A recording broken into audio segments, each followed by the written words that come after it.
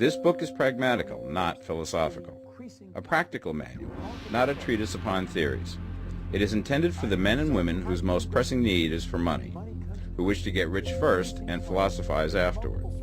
It is for those who have, so far, found neither the time, the means, nor the opportunity to go deeply into the study of metaphysics, but who want results and who are willing to take the conclusions of science as a basis for action, without going into all the processes by which those conclusions were reached. It is expected that the reader will take the fundamental statements upon faith, just as he would take statements concerning a law of electrical action if they were promulgated by a Marconi or an Edison, and taking the statements upon faith, that he will prove their truth by acting upon them without fear or hesitation. Every man or woman who does this will certainly get rich, for the science herein applied is an exact science, and failure is impossible. For the benefit, however, of those who wish to investigate philosophical theories and so secure a logical basis for faith, I will here cite certain authorities. The monistic theory of the universe, the theory that one is all and that all is one, that one substance manifests itself as the seeming many elements of the material world, is of Hindu origin and has been gradually winning its way into the thought of the Western world for 200 years. It is the foundation of all the Oriental philosophies and of those of Descartes, Spinoza, Leibniz, Schopenhauer, Hegel, and Emerson. The reader who would dig to the philosophical foundations of this is advised to read Hegel and Emerson for himself. In writing this book, I have sacrificed all other considerations to plainness and simplicity of style, so that all might understand. The plan of action laid down herein was deduced from the conclusions of philosophy. It has been thoroughly tested and bears the supreme test of practical experiment. It works. If you wish to know how the conclusions were arrived at, read the writings of the authors mentioned above. And if you wish to reap the fruits of their philosophies in actual practice, read this book and do exactly as it tells you to do. The author. Chapter 1. The Right to be Rich. Whatever may be said in praise of poverty, the fact remains that it is not possible to live a really complete or successful life unless one is rich. No man can rise to his greatest possible height in talent or soul development unless he has plenty of money. For to unfold the soul and to develop talent, he must have many things to use, and he cannot have these things unless he has money to buy them with. A man develops in mind, soul, and body by making use of these things, and society is so organized that man must have money in order to become the possessor of things. Therefore, the basis of all advancement for man must be the science of getting rich. The object of all life is development, and everything that lives has an inalienable right to all the development it is capable of attaining. Man's right to life means his right to have the free and unrestricted use of all things which may be necessary to his fullest mental, spiritual, and physical unfoldment, or, in other words, his right to be rich. I shall not speak of riches in a figurative way. To be really rich does not mean to be satisfied or contented with a little. No man ought to be satisfied with little if he is capable of using and enjoying more. The purpose of nature is the advancement and unfoldment of life, and every man should have all that can contribute to the power, elegance, beauty, and richness of life. To be content with less is sinful. The man who owns all he wants for the living of all the life he is capable of living is rich, and no man who has not plenty of money can have all he wants. Life has advanced so far and become so complex that even the most ordinary man or woman requires a great amount of wealth in order to live in a manner that even approaches completeness. Every person naturally wants to become all that they are capable of becoming. This desire to realize innate possibilities is inherent in human nature. We cannot help wanting to be all that we can be. Success in life is becoming what you want to be. You can become what you want to be only by making use of things, and you can have the free use of things only as you become rich enough to buy them. To understand the science of getting rich is therefore the most essential of all knowledge. There is nothing wrong in wanting to get rich. The desire for riches is really the desire for a richer, fuller, and more abundant life, and that desire is praiseworthy. The man who does not desire to live more abundantly is abnormal. and so the man who does not desire to have money enough to buy all he wants is abnormal. There are three motives for which we live. We live for the body, we live for the mind, we live for the soul. No one of these is better or holier than the other. All are alike desirable, and no one of the three, body, mind, or soul, can live fully if either of the others is cut short of full life and expression. It is not right or noble to live only for the soul and deny mind or body, and it is wrong to live for the intellect and deny body or soul. We are all acquainted with the loathsome consequences of living for the body and denying both mind and soul, and we see that real life means the complete expression of all that man can give forth through body, mind, and soul. Whatever he can say, no man can be really happy or satisfied unless his body is living fully in every function, and unless the same is true of his mind and his soul.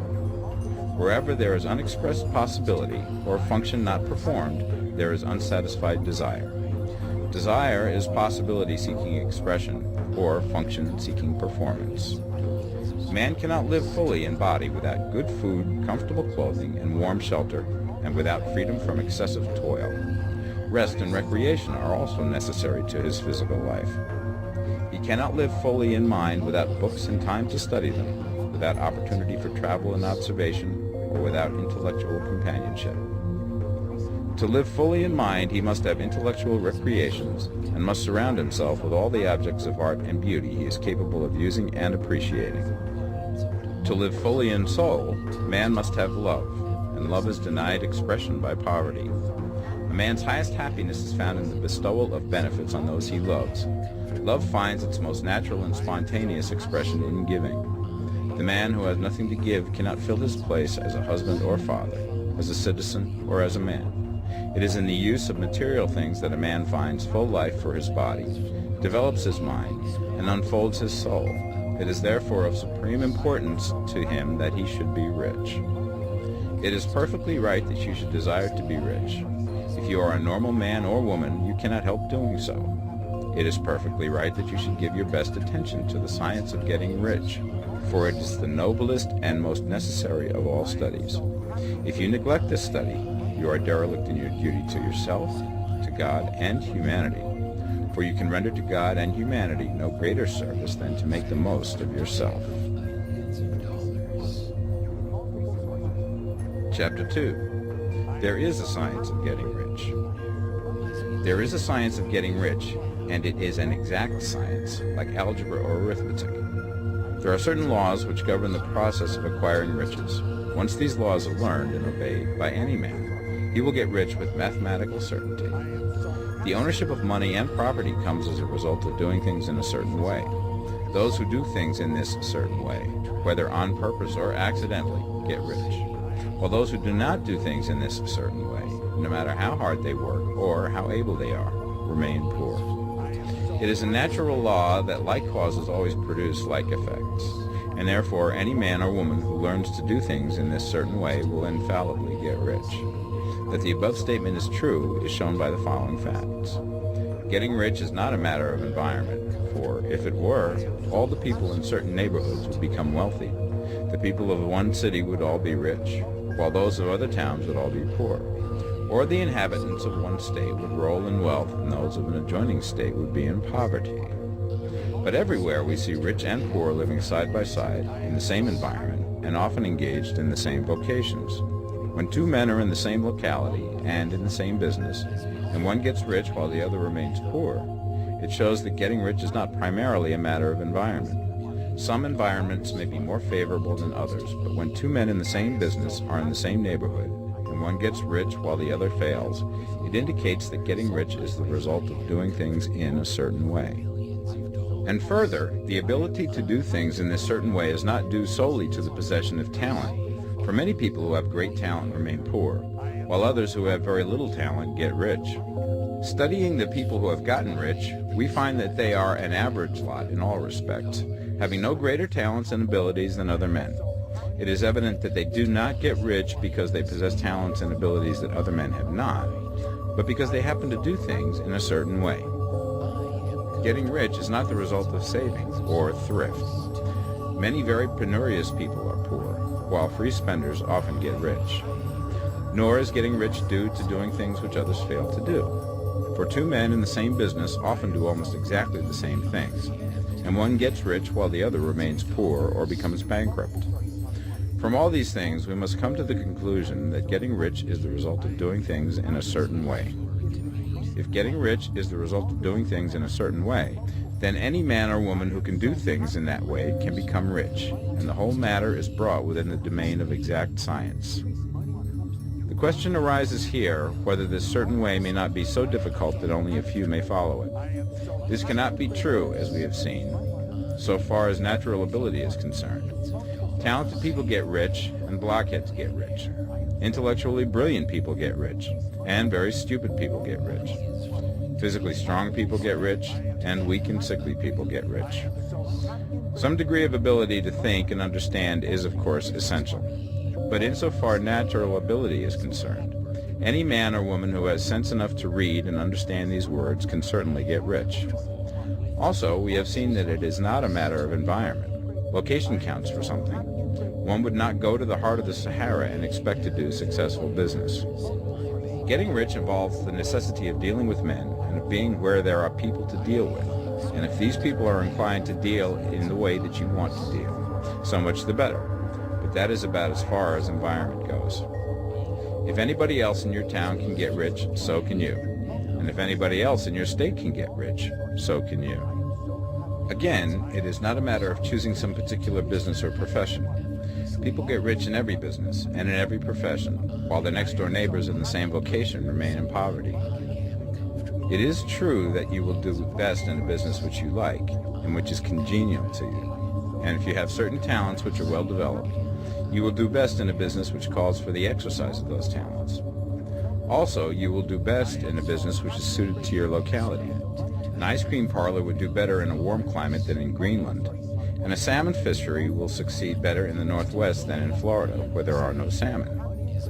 But aside from these general limitations, getting rich is not dependent upon your engaging in some particular business, but upon your learning to do things in a certain way. If you are now in business and anybody else in your locality is getting rich in the same business, while you are not getting rich, it is because you are not doing things in the same way that the other person is doing them. No one is prevented from getting rich by lack of capital. True, as you get capital, the increase becomes more easy and rapid. But one who has capital is already rich and does not need to consider how to become so. No matter how poor you may be, if you begin to do things in a certain way, you will begin to get rich, and you will begin to have capital.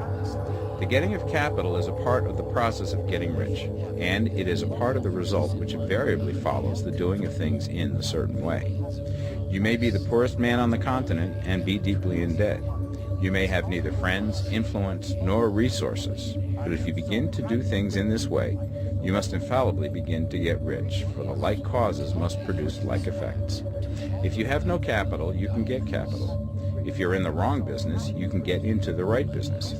If you're in the wrong location, you can go to the right location. And you can do so by beginning in your present business and in your present location to do things in the certain way which causes success. Chapter 3. Is opportunity monopolized?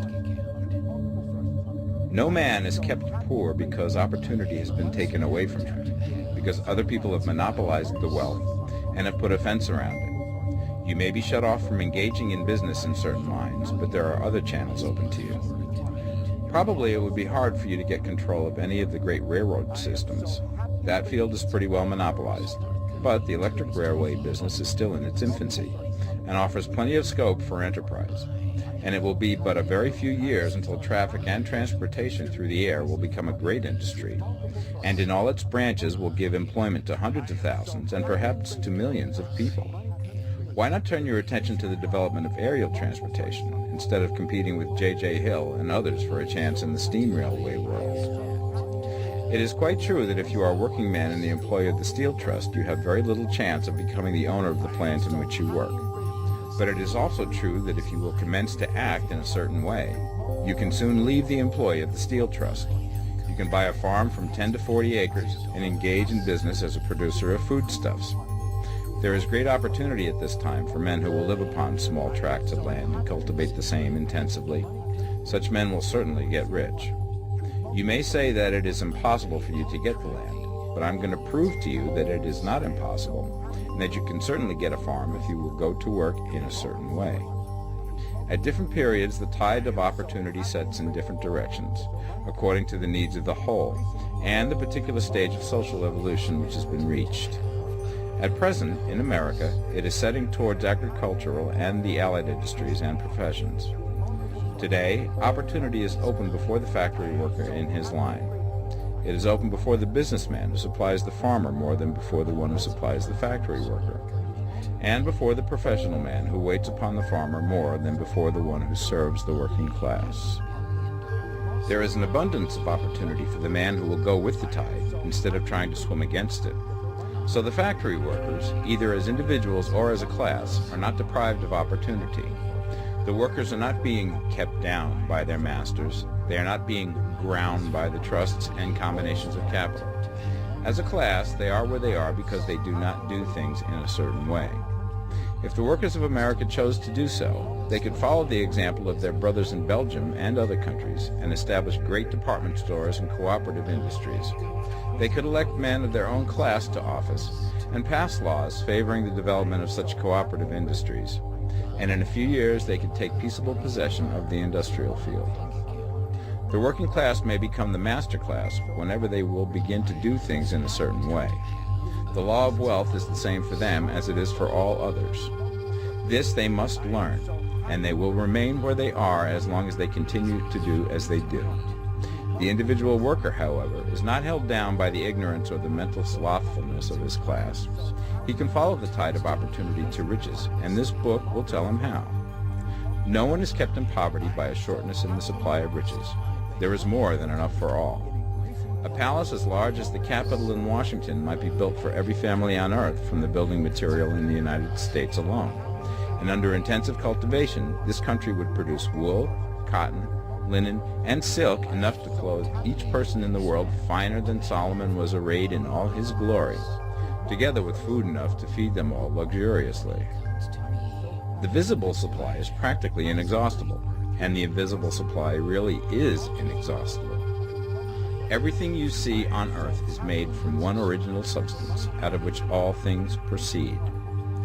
New forms are constantly being made, and older ones are dissolving, but all are shapes assumed by one thing. There is no limit to the supply of formless stuff or original substance. The universe is made out of it, but it was not all used in making the universe.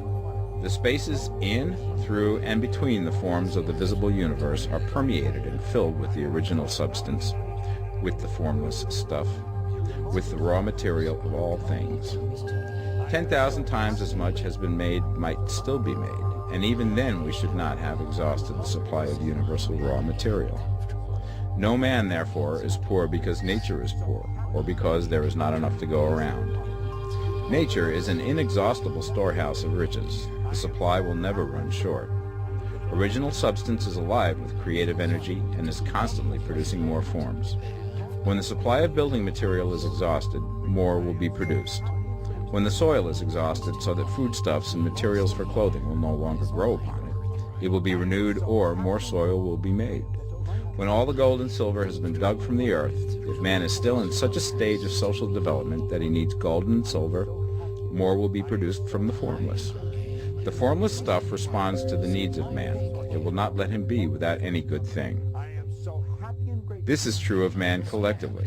The race as a whole is always abundantly rich, and if individuals are poor, it is because they do not follow the certain way of doing things which makes the individual man rich. The formless stuff is intelligent. It is stuff which thinks. It is alive and is always impelled towards more life. It is the natural and inherent impulse of life to seek to live more. It is the nature of intelligence to enlarge itself, and of consciousness to seek to extend its boundaries and find fuller expression.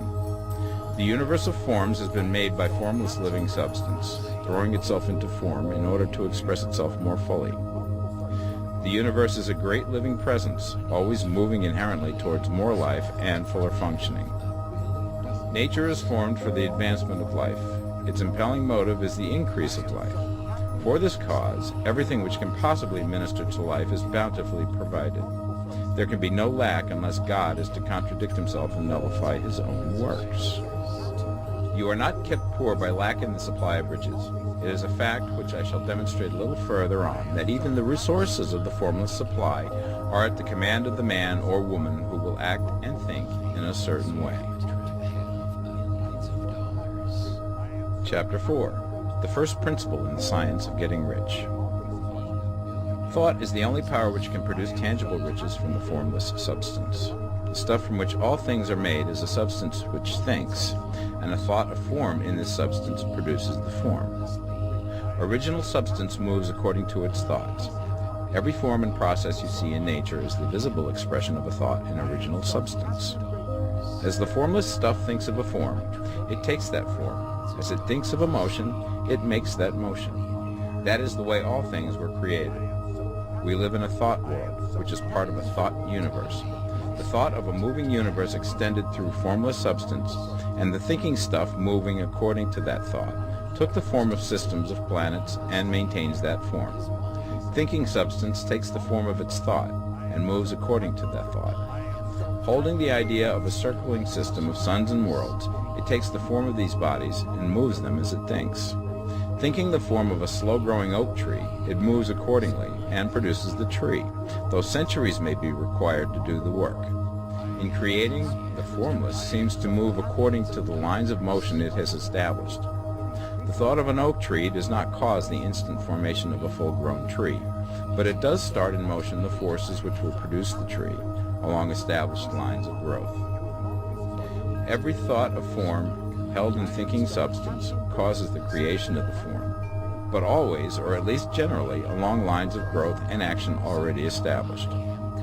The thought of a house of a certain construction, if it were impressed upon formless substance, might not cause the instant formation of the house, but it would cause the turning of creative energies already working in trade and commerce into such channels as to result in the speedy building of the house. And if there were no existing channels through which the creative energy could work, then the house would be formed directly from primal substance without waiting for the slow processes of the organic and inorganic world. No thought of form can be impressed upon original substance without causing the creation of the form. Man is a thinking center and can originate thought. All the forms that man fashions with his hands must first exist in his thought. He cannot shape a thing until he has thought that thing. And so far, man has confined his efforts wholly to the work of his hands. He has applied manual labor to the world of forms, seeking to change or modify those already existing. He has never thought of trying to cause the creation of new forms by impressing his thoughts upon formless substance. When man has a thought form, he takes material from the forms of nature and makes an image of the form which is in his mind. He has so far made little or no effort to cooperate with formless intelligence, to work with the Father. He has not dreamed that he can do what he seeth the Father doing. Man reshapes and modifies existing forms by manual labor. He has given no attention to the question whether he may not produce things from formless substance by communicating his thoughts to it.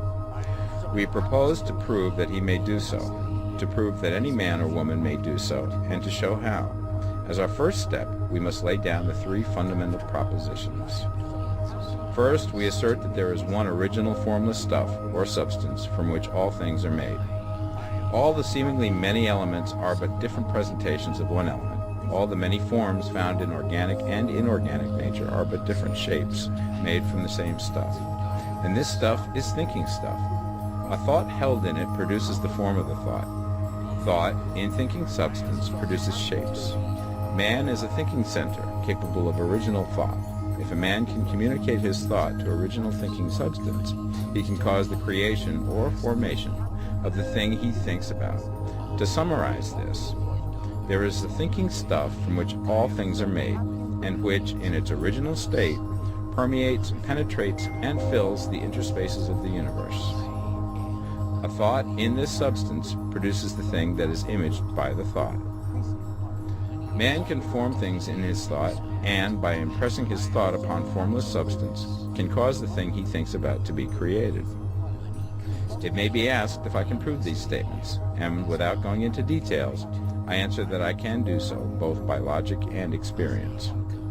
Reasoning back from the phenomena of form and thought, I come to one original thinking substance.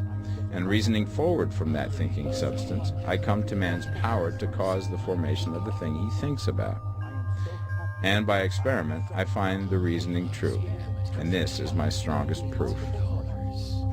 If one man who reads this book gets rich by doing what it tells him to do, that is evidence in support of my claim. But if every man who does what it tells him to do gets rich, that is proof positive until someone goes through the process and fails.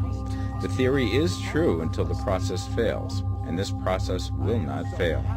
For every man who does exactly what this book tells him to do will get rich.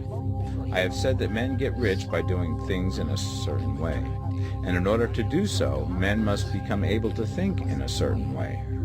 A man's way of doing things is the direct result of the way he thinks about things. To do things in a way that you want to do them, you will have to acquire the ability to think the way you want to think. This is the first step towards getting rich. To think what you want to think is to think truth, regardless of appearances. Every man has the natural and inherent power to think what he wants to think, but it requires far more effort to do so than it does to think the thoughts which are suggested by appearances. To think according to appearance is easy.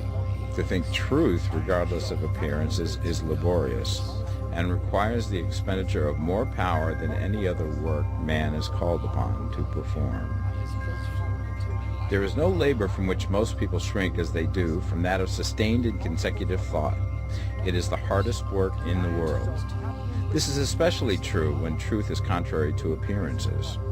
Every appearance in the visible world tends to produce a corresponding form in the mind which observes it, and this can only be prevented by holding the thought of the truth.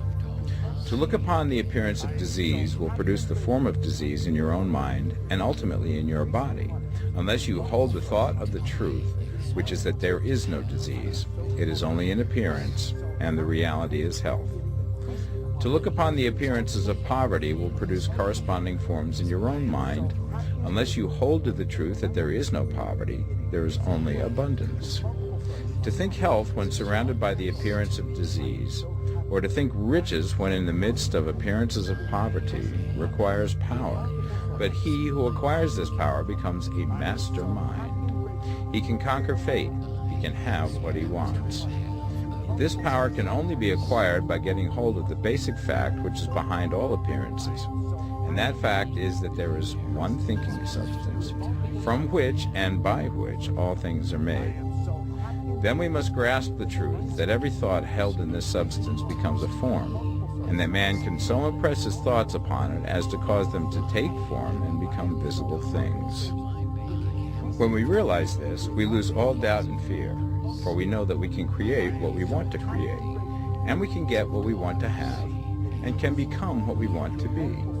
As a first step towards getting rich, you must believe the three fundamental statements given previously in this chapter, and in order to emphasize them, I repeat them here. There is a thinking stuff from which all things are made, and which, in its original state, permeates, penetrates, and fills the interspaces of the universe. A thought in this substance produces the thing that is imaged by the thought. Man can form things in his thought, and by impressing his thought upon formless substance, can cause the thing he thinks about to be created. You must lay aside all other concepts of the universe than this monistic one, and you must dwell upon this until it is fixed in your mind and has become your habitual thought. Read these creed statements over and over again. Fix every word upon your memory, and meditate upon them until you firmly believe what they say. If a doubt comes to you, cast it aside as a sin. Do not listen to arguments against this idea. Do not go to churches or lectures where a contrary concept of things is taught or preached. Do not read magazines or books which teach a different idea. If you get mixed up in your faith, all your efforts will be in vain. Do not ask why these things are true, nor speculate as to how they can be true. Simply take them on trust. The science of getting rich begins with the absolute acceptance of this faith. Chapter 5. Increasing Life. You must get rid of the last vestige of the old idea that there is a deity whose will it is that you should be poor, or whose purposes may be served by keeping you in poverty. The intelligent substance which is all, and in all, which lives in all and lives in you, is a consciously living substance. Being a consciously living substance, it must have the nature and inherent desire of every living intelligence for increase of life. Every living thing must continually seek for the enlargement of its life, because life, in the mere act of living, must increase itself. A seed, dropped into the ground, springs into activity, and in the act of living produces 100 more seeds. Life, by living, multiplies itself. It is forever becoming more. It must do so if it continues to be at all. Intelligence is under the same necessity for continuous increase. Every thought we think makes it necessary for us to think another thought. Consciousness is continually expanding. Every fact we learn leads us to the learning of another fact. Knowledge is continually increasing. Every talent we cultivate brings to the mind the desire to cultivate another talent. We are subject to the urge of life, seeking expression whichever drives us on to know more, to do more, and to be more. In order to know more, do more, and be more, we must have more. We must have things to use, for we learn and do and become only by using things. We must get rich so that we can live more. The desire for riches is simply the capacity for larger life seeking fulfillment. Every desire is the effort of an unexpressed possibility to come into action. It is power seeking to manifest which causes desire. That which makes you want more money is the same as that which makes the plant grow. It is life, seeking fuller expression. The one living substance must be subject to this inherent law of all life. It is permeated with the desire to live more. That is why it is under the necessity of creating things. The one substance desires to live more in you. Hence, it wants you to have all the things you can use. It is the desire of God that you should get rich.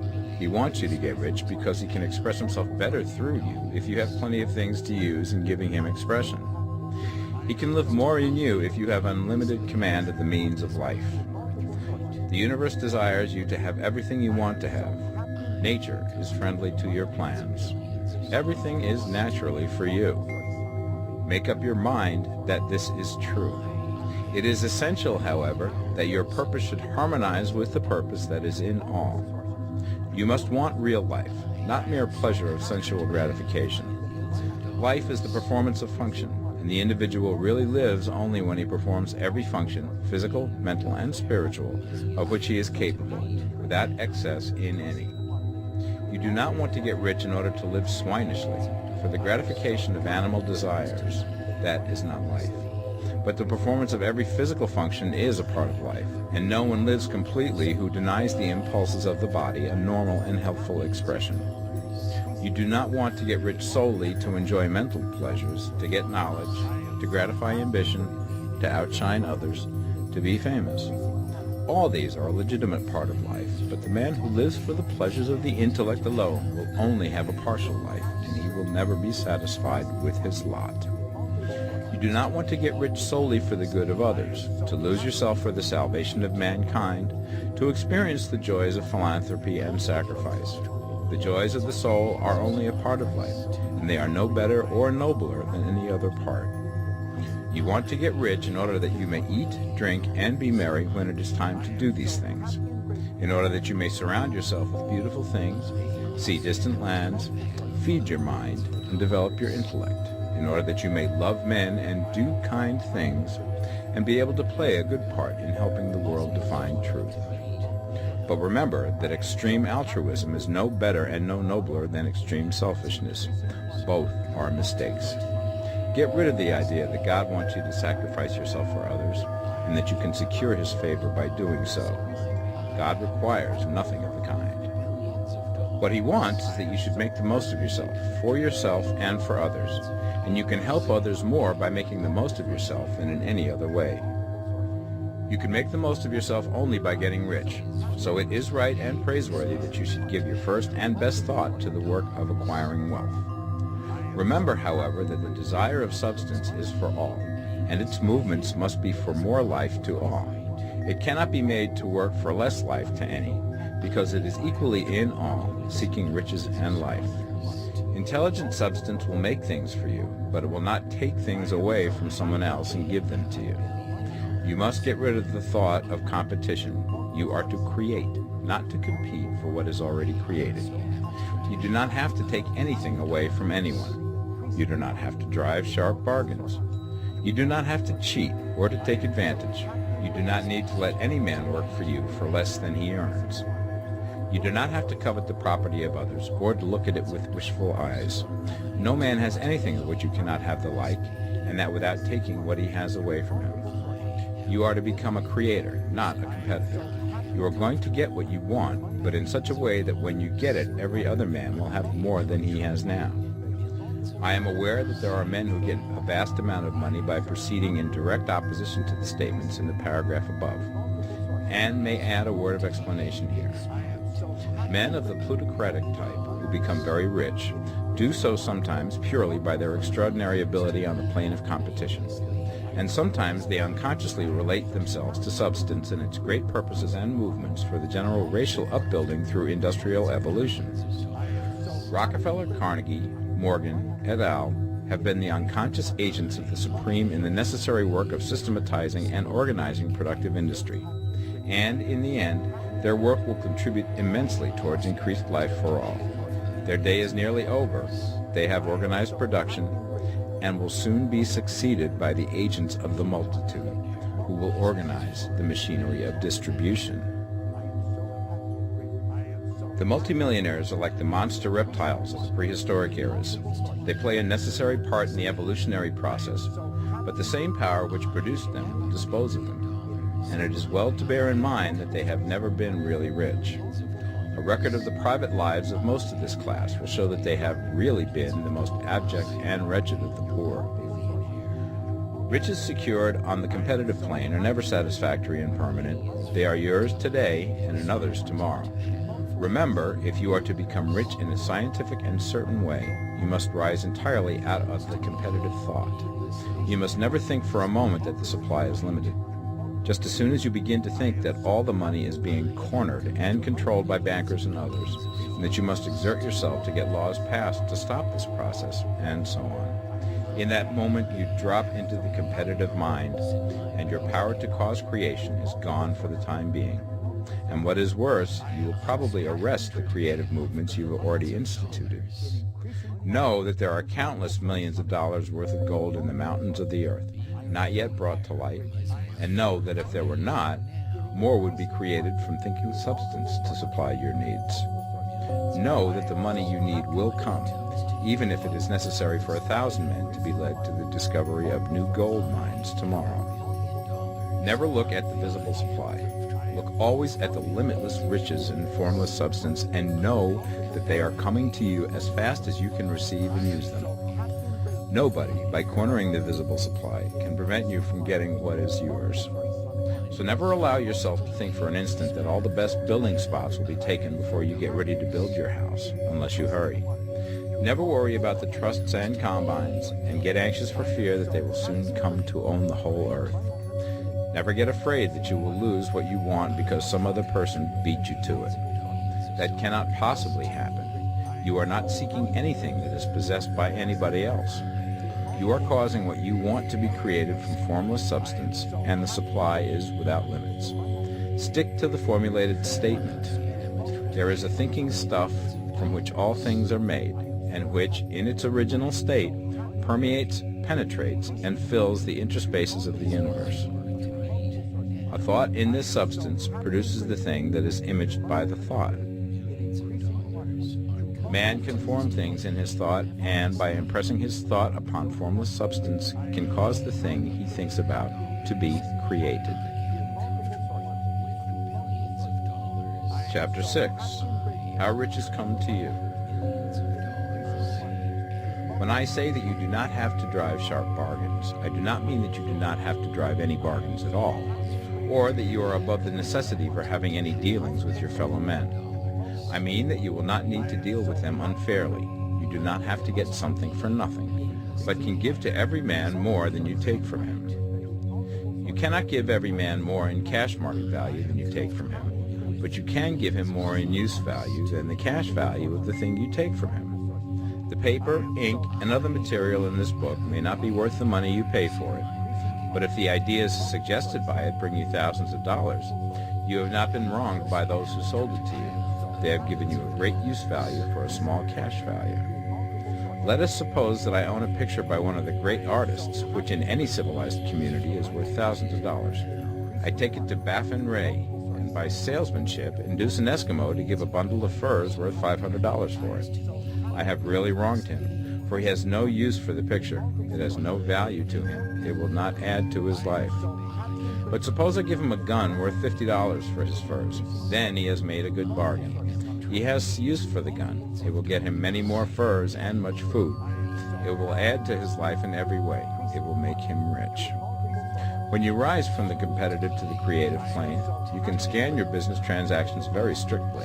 And if you are selling any man anything which does not add more to his life than the thing he gives you in exchange, you can afford to stop it. You do not have to beat anybody in business. And if you are in a business which does beat people, get out of it at once. Give every man more in use value than you take from him in cash value. Then you are adding to the life of the world by every business transaction. If you have people working for you, you must take from them more in cash value than you pay them in wages. But you can so organize your business that it will be filled with the principle of advancement, and so that each employee who wishes to do so may advance a little every day. You can make your business do for your employees what this book is doing for you. You can so conduct your business that it will be a sort of ladder, by which every employee who will take the trouble may climb to riches himself, and, given the opportunity, if he will not do so, it is not your fault. And finally, because you are to cause the creation of your riches from formless substance which permeates all your environment, it does not follow that they are to take shape from the atmosphere and come into being before your eyes. If you want a sewing machine, for instance, I do not mean to tell you that you are to impress the thought of a sewing machine on thinking substance until the machine is formed without hands, in the room where you sit or elsewhere. But if you want a sewing machine, hold the mental image of it with the most positive certainty that it is being made, or is on its way to you. After once forming the thought, have the most absolute and unquestioning faith that the sewing machine is coming. Never think of it or speak of it in any other way than as being sure to arrive. Claim it as already yours. It will be brought to you by the power of the Supreme Intelligence, acting upon the minds of men. If you live in Maine, it may be that a man will be brought from Texas or Japan to engage in some transaction which will result in your getting what you want. If so, the whole matter will be as much to that man's advantage as it is to yours. Do not forget for a moment that the thinking substance is through all, in all, communicating with all, and can influence all. The desire of thinking substance for a fuller life and better living has caused the creation of all the sewing machines already made, and it can cause the creation of millions more, and will, whenever men set it in motion by desire and faith, and by acting in a certain way. You can certainly have a sewing machine in your house, and it is just as certain that you can have any other thing or things which you want, and which you will use for the advancement of your own life and the lives of others. You need not hesitate about asking largely. It is your Father's pleasure to give you the kingdom, said Jesus. Original substance wants to live all that is possible in you, and wants you to have all that you can or will use for the living of the most abundant life. If you fix upon your consciousness the fact that the desire you feel for the possession of riches is one with a desire of omnipotence for more complete expression, your faith becomes invincible. Once I saw a little boy sitting at a piano, and vainly tried to bring harmony out of the keys, and I saw that he was grieved and provoked by his inability to play real music. I asked him the cause of his vexation, and he answered, "I can feel the music in me, but I can't make my hands go right." The music in him was the urge of original substance, containing all the possibilities of all life. All that there is of music was seeking expression through the child. God, the one substance, is trying to live and do and enjoy things through humanity. He is saying, I want hands to build wonderful structures, to play divine harmonies, to paint glorious pictures. I want feet to run my errands, eyes to see my beauties, tongues to tell mighty truths and to sing marvelous songs, and so on. All that there is of possibility is seeking expression through men. God wants those who can play music to have pianos and every other instrument, and to have the means to cultivate their talents to the fullest extent. He wants those who can appreciate beauty to be able to surround themselves with beautiful things. He wants those who can discern truth to have every opportunity to travel and observe. He wants those who can appreciate dress to be beautifully clothed, and those who can appreciate good food to be luxuriously fed.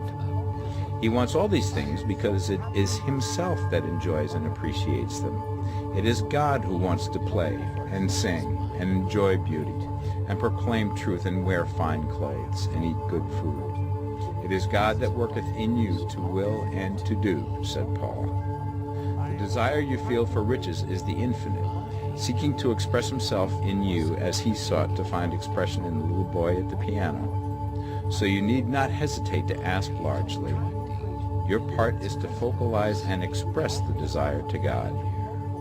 This is a difficult point with most people. They retain some of the old idea that poverty and self-sacrifice are pleasing to God. They look upon poverty as a part of the plan, a necessity of nature.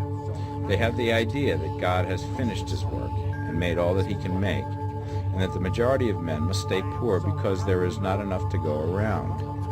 They hold to so much of this erroneous thought that they feel ashamed to ask for wealth. They try not to want more than a very modest competence, just enough to make them fairly comfortable.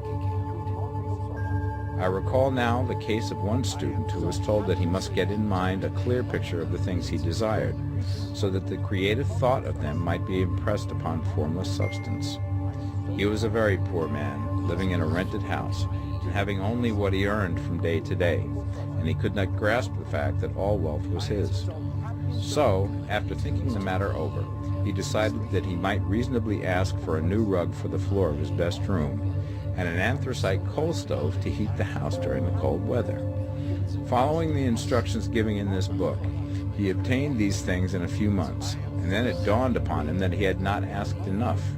He went through the house in which he lived and planned all the improvements he would like to make in it. He mentally added a bay window here and a room there until it was complete in his mind as an ideal home, and then he planned its furnishings. Holding the whole picture in his mind, he began living in this certain way and moving towards what he wanted. And he now owns the house and is rebuilding it after the form of his mental image. And now, with still larger faith, he is going to get greater things. It has been unto him according to his faith, and it is so with you and with all of us. Chapter 7. Gratitude. The illustrations given in the last chapter will have conveyed the fact that the first step towards getting rich is to convey the idea of your wants to the formless substance. This is true, and you will see that in order to do so, it becomes necessary to relate yourself to the formless intelligence in a harmonious way. To secure this harmonious relation is a matter of such primary and vital importance that I shall give some space to its discussion here, and give you instructions which, if you will follow them, will be certain to bring you into perfect unity of mind with God. The whole process of mental adjustment and atonement can be summed up in one word: gratitude. First, you believe that there is one intelligent substance from which all things proceed. Second, you believe that this substance gives you everything you desire. And third, you relate yourself to it by a feeling of deep and profound gratitude. Many people who order their lives rightly in all other ways are kept in poverty by their lack of gratitude.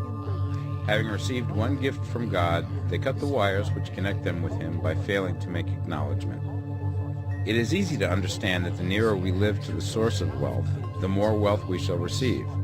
And it is easy also to understand that the soul that is always grateful lives in closer touch with God than the one which never looks to him in thankful acknowledgement.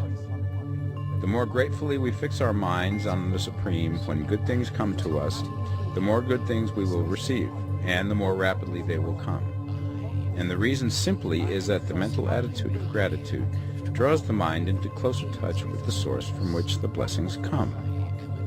If it is a new thought to you that gratitude brings your whole mind into closer harmony with the creative energies of the universe, consider it well, and you will see that it is true. The good things you already have come to you along the line of obedience to certain laws. Gratitude will lead your mind out along the ways by which things come, and it will keep you in close harmony with creative thought and prevent you from falling into competitive thought. Gratitude alone can keep you looking towards the all and prevent you from falling into the error of thinking of the supply as limited, and to do that would be fatal to your hopes. There is a law of gratitude, and it is absolutely necessary that you should observe the law if you are to get the results you seek. The law of gratitude is the natural principle that action and reaction are always equal and in opposite directions. The grateful outreaching of your mind in thankful praise to the Supreme is a liberation or expenditure of force. It cannot fail to reach that to which it is addressed, and the reaction is an instantaneous movement towards you. Draw nigh unto God, and he will draw nigh unto you. That is a statement of psychological truth. And if your gratitude is strong and constant, the reaction in formless substance will be strong and continuous. The movement of the things you want will always be towards you. Notice the grateful attitude that Jesus took, how he always seemed to be saying, I thank thee, Father, that thou hearest me. You cannot exercise much power without gratitude, for it is gratitude that keeps you connected with power. But the value of gratitude does not consist solely in getting you more blessings in the future. Without gratitude, you cannot long keep from dissatisfied thought regarding things as they are. The moment you permit your mind to dwell with dissatisfaction upon things as they are, you begin to lose ground. You fix attention upon the common, the ordinary, the poor and the squalid and mean, and your mind takes the form of these things. Then you will transmit these forms or mental images to the formless, and the common, the poor, the squalid, and mean will come to you. To permit your mind to dwell upon the inferior is to become inferior and to surround yourself with inferior things. On the other hand, to fix your attention on the best is to surround yourself with the best and to become the best. The creative power within us makes us into the image of that to which we give our attention.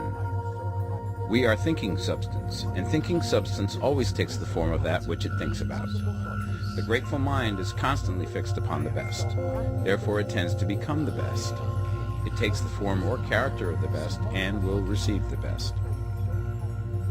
Also, faith is born of gratitude. The grateful mind continually expects good things, and expectation becomes faith. The reaction of gratitude upon one's own mind produces faith, and every outgoing wave of grateful thanksgiving increases faith. He who has no feeling of gratitude cannot long retain a living faith, and without a living faith you cannot get rich by the creative method, as we shall see in the following chapters. It is necessary, then, to cultivate the habit of being grateful for every good thing that comes to you, and to give thanks continuously. And because all things have contributed to your advancement, you should include all things in your gratitude. Do not waste time thinking or talking about the shortcomings or wrong actions of plutocrats or trust magnates. Their organization of the world has made your opportunity. All you get really comes to you because of them. Do not rage against corrupt politicians. If it were not for politicians, we should fall into anarchy, and your opportunity would be greatly lessened. God has worked a long time and very patiently to bring us up to where we are in industry and government, and he is going right on with his work. There is not the least doubt that he will do away with plutocrats, trust magnates, captains of industry, and politicians as soon as they can be spared. But in the meantime, behold, they are all very good. Remember that they are all helping to arrange the lines of transmission along which your riches will come to you, and be grateful to them all. This will bring you into harmonious relations with the good in everything, and the good in everything will move toward you.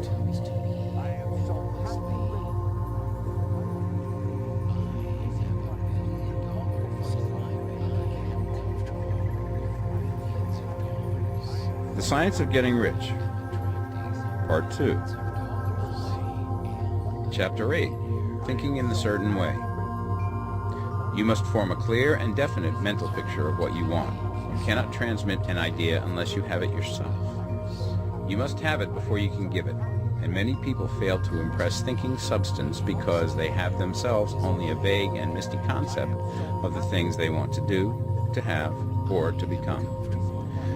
It is not enough that you should have a general desire for wealth to do good with. Everybody has that desire. It is not enough that you should have a wish to travel, see things, live more, etc. Everybody has those desires also. If you were going to send a wireless message to a friend, you would not send the letters of the alphabet in their order and let him construct the message for himself, nor would you take words at random from the dictionary. You would send a coherent sentence, one which meant something. When you try to impress your wants upon substance, remember that it must be done by a coherent statement. You must know what you want and be definite.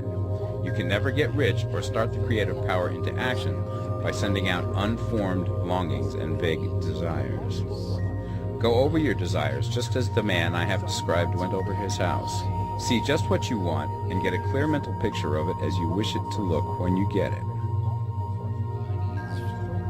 That clear mental picture you must have continually in mind, as the sailor has in mind the port towards which he is sailing the ship. You must keep your face towards it all the time. You must no more lose sight of it than the steersman loses sight of the compass. It is not necessary to take exercises in concentration, nor to set apart special times for prayer and affirmation, nor to go into the silence, nor to do occult stunts of any kind. There things are well enough, but all you need is to know what you want, and to want it badly enough so that it will stay in your thoughts. Spend as much of your leisure time as you can in contemplating your picture, but no one needs to take exercises to concentrate his mind on a thing which he really wants. It is the things you do not really care about which require effort to fix your attention upon them. And unless you really want to get rich, so that the desire is strong enough to hold your thoughts directly to the purpose, as the magnetic pole holds the needle of the compass, it will hardly be worthwhile for you to try to carry out the instructions given in this book. The methods herein set forth are for people whose desire for riches is strong enough to overcome mental laziness and the love of ease, and make them work. The more clear and definite you make your pictures then, and the more you dwell upon it, bringing out all of its delightful details, the stronger your desire will be, and the stronger your desire, the easier it will be to hold your mind fixed upon the picture of what you want. Something more is necessary, however, than merely to see the picture clearly. If that is all you do, you are only a dreamer, and will have little or no power for accomplishment. Behind your clear vision must be the purpose to realize it, to bring it out in tangible expression. And behind this purpose must be an invincible and unwavering faith that the thing is already yours, that it is at hand, and you have only to take possession of it. Live in the new house mentally until it takes form around you physically. In the mental realm, enter at once into full enjoyment of the things you want. Whatsoever things ye ask for when ye pray, believe that ye receive them, and ye shall have them, said Jesus. See the things you want as if they were actually around you all the time. See yourself as owning and using them. Make use of them in imagination, just as you will use them when they are your tangible possessions. Dwell upon your mental picture until it is clear and distinct, and then take the mental attitude of ownership towards everything in that picture. Take possession of it in mind, in the full faith that it is actually yours. Hold to this mental ownership. Do not waver for an instant in the faith that it is real. And remember what was said in the preceding chapter about gratitude. Be as thankful for it all the time as you expect to be when it has taken form. The man who can sincerely thank God for the things which as yet he owns only in imagination has real faith. He will get rich. He will cause the creation of whatsoever he wants. You do not need to pray repeatedly for things you want. It is not necessary to tell God about it every day. Use not vain repetitions as the heathens do, said Jesus to his pupils. For your Father knoweth that ye have need of these things before ye ask him. Your part is to intelligently formulate your desires for the things which make for a larger life, and to get these desires arranged into a coherent whole, and then to impress this whole desire upon the formless substance, which has the power and the will to bring you what you want. You do not make this impression by repeating strings of words. You make it by holding the vision with unshakable purpose to attain it, and with steadfast faith that you do attain it. The answer to your prayer is not according to your faith while you are talking, but according to your faith while you are working. You cannot impress the mind of God by having a special Sabbath day set apart to tell him what you want, and then forgetting him during the rest of the week. You cannot impress him by having special hours to go into your closet and pray, if you then dismiss the matter from your mind until the hour of prayer comes again. Oral prayer is well enough, and has its effect, especially upon yourself, in clarifying your vision and strengthening your faith. But it is not your oral petitions which get you what you want. In order to get rich, you do not need a sweet hour of prayer. You need to pray without ceasing. And by prayer I mean holding steadily to your vision, with the purpose to cause its creation into solid form, and the faith that you are doing so. Believe that ye receive them. The whole matter turns on receiving, once you have clearly formed your vision. When you have formed it, it is well to make an oral statement, addressing the Supreme in reverent prayer, and from that moment you must, in mind, receive what you ask for. Live in the new house, wear the fine clothes, ride in the automobile, go on the journey, and confidently plan for greater journeys. Think and speak of all things you have asked for in terms of actual present ownership. Imagine an environment and a financial condition exactly as you want them, and live all the time in that imaginary environment and financial condition. Mind, however, that you do not do this as a mere dreamer and castle builder. Hold to the faith that the imaginary is being realized, and to the purpose to realize it. Remember that it is faith and purpose in the use of imagination which makes the difference between the scientist and the dreamer. And having learned this fact, it is here that you must learn the proper use of the will. Chapter 9. How to use the will. To set about getting rich in a scientific way, you do not try to apply your willpower to anything outside of yourself. You have no right to do so anyway. It is wrong to apply your will to other men and women in order to get them to do what you wish done. It is as flagrantly wrong to coerce people by mental power as it is to coerce them by physical power. If compelling people by physical force to do things for you reduces them to slavery, compelling them by mental means accomplishes exactly the same thing. The only difference is in methods. If taking things from people by physical force is robbery, then taking things by mental force is robbery also.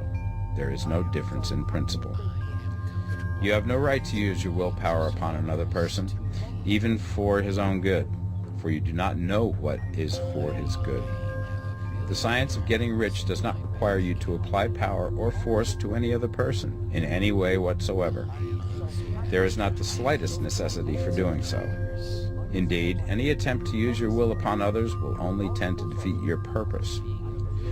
You do not need to apply your will to things in order to compel them to come to you. That would simply be trying to coerce God, and would be foolish and useless, as well as irreverent. You do not have to compel God to give you good things, any more than you have to use your willpower to make the sun rise. You do not have to use your willpower to conquer an unfriendly deity, or to make stubborn and rebellious forces do your bidding. Substance is friendly to you, and is more anxious to give you what you want than you are to get it. To get rich, you need only to use your willpower upon yourself. When you know what to think and do, then you must use your will to compel yourself to think and do the right things. That is the legitimate use of the will in getting what you want, to use it in holding yourself to the right course. Use your will to keep yourself thinking and acting in the certain way. Do not try to project your will or thoughts or your mind out into space to act on things or people. Keep your mind at home. It can accomplish more there than elsewhere. Use your mind to form a mental image of what you want and to hold that vision with faith and purpose, and use your will to keep your mind working in the right way.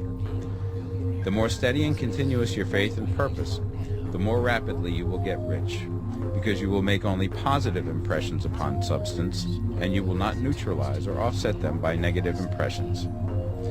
The picture of your desires, held with faith and purpose, is taken up by the formless and permeates it to great distances throughout the universe, for all I know. As this impression spreads, all things are set moving towards its realizations. Every living thing, every inanimate thing, and the things yet uncreated are stirred towards bringing into being that which you want. All forces begin to be exerted in that direction. All things begin to move towards you. The minds of people everywhere are influenced towards doing the things necessary to the fulfilling of your desires, and they work for you unconsciously. But you can check all this by starting a negative impression in the formless substance. Doubt or unbelief is as certain to start a movement away from you as faith and purpose are to start one toward you. It is by not understanding this that most people who try to make use of mental science in getting rich make their failure. Every hour and moment you spend in giving heeds to doubts and fears. Every hour you spend in worry, every hour in which your soul is possessed by unbelief, sets a current away from you in the whole domain of intelligent substance. All the promises are unto them that believe, and unto them only. Notice how insistent Jesus was upon this point of belief, and now you know the reason why. Since belief is all important, it behooves you to guard your thoughts, and as your beliefs will be shaped to a very great extent by the things you observe and think about, it is important that you should command your attention. And here the will comes into use, for it is by your will that you determine upon what things your attention shall be fixed. If you want to become rich, you must not make a study of poverty. Things are not brought into being by thinking about their opposites. Health is never to be attained by studying disease and thinking about disease. Righteousness is not to be promoted by studying sin and thinking about sin. And no one ever got rich by studying poverty and thinking about poverty. Medicine as a science of disease has increased disease. Religion as a science of sin has promoted sin. And economics as a study of poverty will fill the world with wretchedness and want. Do not talk about poverty. Do not investigate it or concern yourself with it. Never mind what its causes are. You have nothing to do with them. What concerns you is the cure. Do not spend your time in charitable work or charity movements. All charity only tends to perpetuate the wretchedness it aims to eradicate. I do not say that you should be hard-hearted or unkind and refuse to hear the cry of need, but you must not try to eradicate poverty in any of the conventional ways. Put poverty behind you and put all that pertains to it behind you, and make good. Get rich. That is the best way you can help the poor. And you cannot hold the mental image which is to make you rich if you fill your mind with pictures of poverty. Do not read books or papers which give circumstantial accounts of the wretchedness of the tenement dwellers, of the horrors of child labor, and so on. Do not read anything which fills your mind with gloomy images of want and suffering. You cannot help the poor in the least by knowing about these things, and the widespread knowledge of them does not tend at all to do away with poverty. What tends to do away with poverty is not getting the pictures of poverty into your mind, but getting pictures of wealth into the minds of the poor. You are not deserting the poor in their misery when you refuse to allow your mind to be filled with pictures of that misery. Poverty can be done away with, not by increasing the number of well-to-do people who think about poverty, but by increasing the number of poor people who purpose with faith to get rich. The poor do not need charity, they need inspiration. Charity only sends them a loaf of bread to keep them alive in their wretchedness, or give them an entertainment to make them forget for an hour or two. But inspiration will cause them to rise out of their misery. If you want to help the poor, demonstrate to them that they can become rich. Prove it by getting rich yourself. The only way in which poverty will ever be banished from this world is by getting a large and constantly increasing number of people to practice the teachings of this book. People must be taught to become rich by creation, not by competition. Every man who becomes rich by competition throws down behind him the ladder by which he rises and keeps others down. But every man who gets rich by creation opens a way for thousands to follow him and inspires them to do so. You are not showing hardness of heart or an unfeeling disposition when you refuse to pity poverty, see poverty, read about poverty, or think or talk about it, or to listen to those who do talk about it. Use your willpower to keep your mind off the subject of poverty and to keep it fixed with faith and purpose on the vision of what you want. Chapter 10. Further use of the will. You cannot retain a true and clear vision of wealth if you are constantly turning your attention to opposing pictures, whether they be external or imaginary. Do not tell of your past troubles of a financial nature, if you have had them. Do not think of them at all. Do not tell of the poverty of your parents or the hardships of your early life. To do any of these things is to mentally class yourself with the poor for the time being, and it will certainly check the movement of things in your direction. Let the dead bury their dead, as Jesus said. Put poverty and all things that pertain to poverty completely behind you.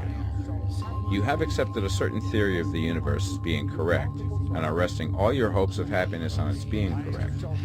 And what can you gain by giving heed to conflicting theories?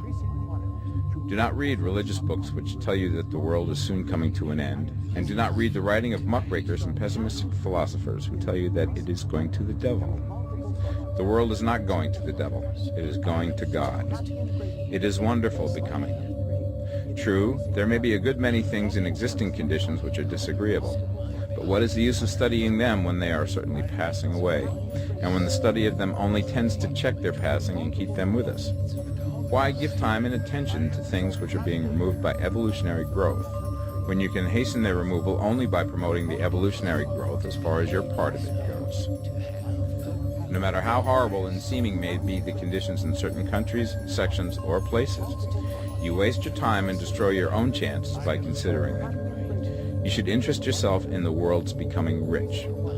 Think of the riches in the world as coming to, instead of the poverty it is growing out of. And bear in mind that the only way in which you can assist the world in growing rich is by growing rich yourself through creative method, not the competitive one. Give your attention wholly to riches.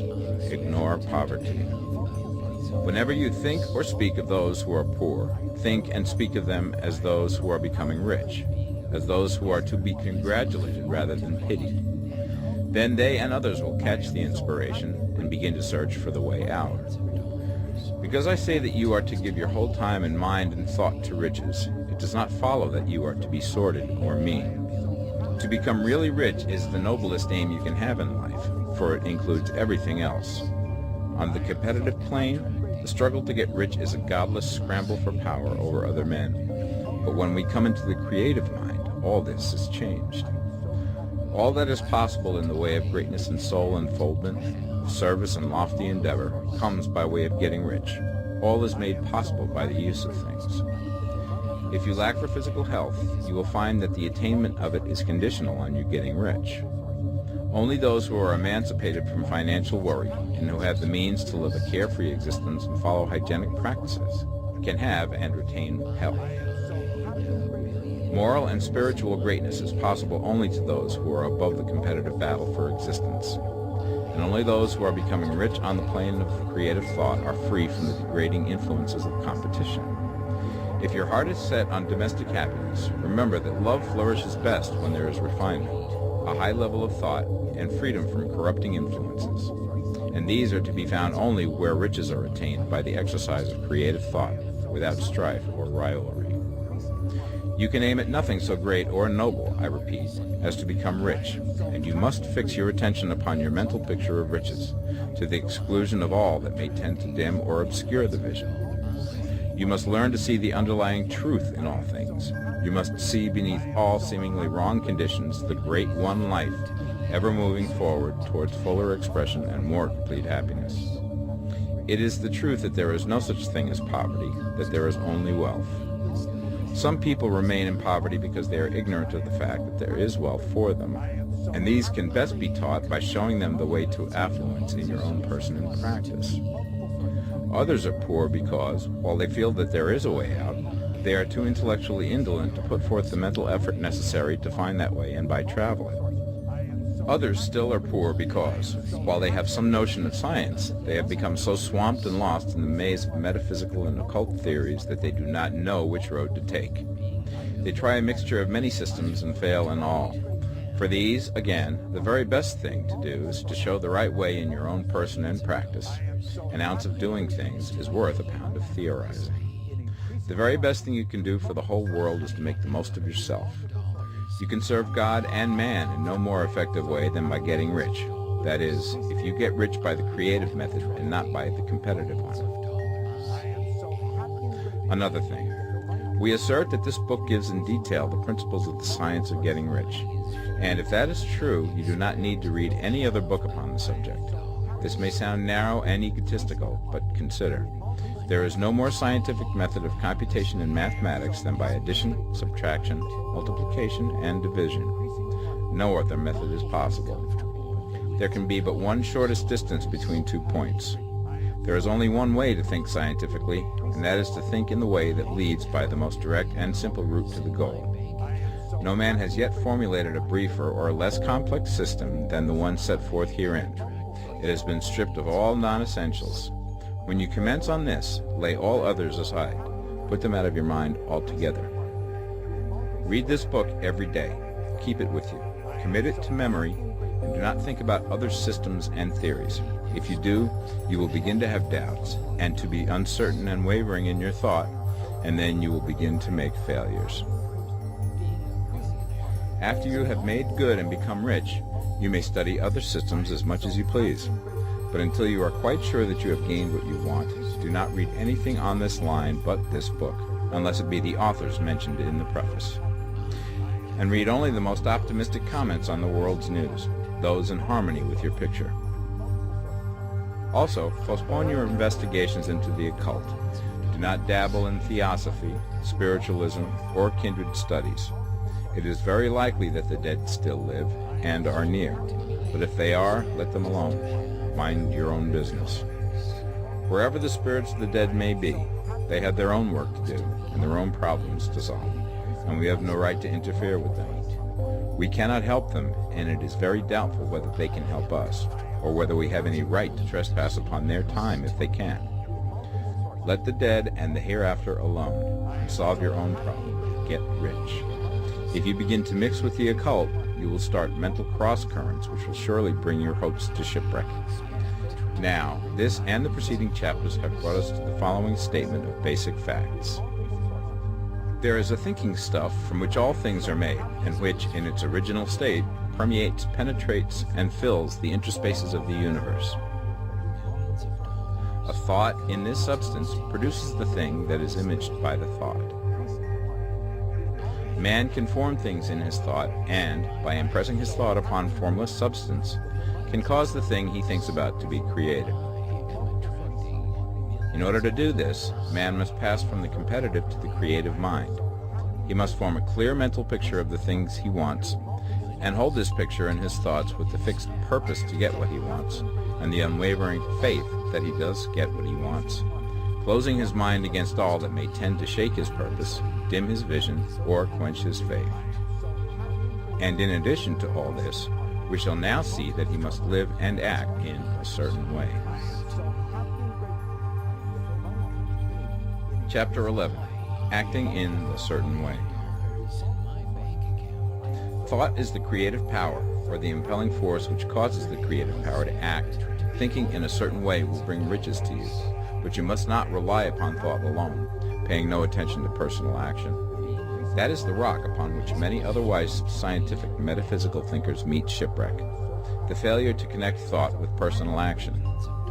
We have not yet reached the stage of development, even supposing such a stage to be possible, in which man can create directly from formless substance without nature's processes or the work of human hands. Man must not only think, but his personal action must supplement his thought. By thought, you can cause the gold in the hearts of the mountains to be impelled towards you, but it will not mine itself, refine itself, coin itself into double eagles, and come rolling along the roads seeking its way into your pocket. Under the impelling power of the Supreme Spirit, men's affairs will be so ordered that someone will be led to mine the gold for you. Other men's business transactions will be so directed that the gold will be brought toward you, and you must so arrange your own business affairs that you may be able to receive it when it comes to you. Your thought makes all things, animate and inanimate, work to bring you what you want, but your personal activity must be such that you can rightly receive what you want when it reaches you.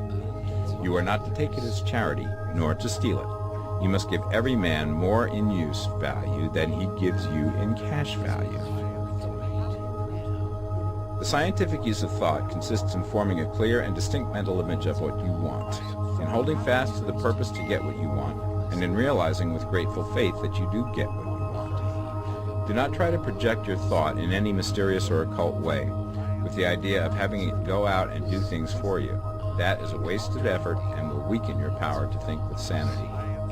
The action of thought in getting rich is fully explained in the preceding chapters. Your faith and purpose positively impress your vision upon formless substance, which has the same desire for more life that you have.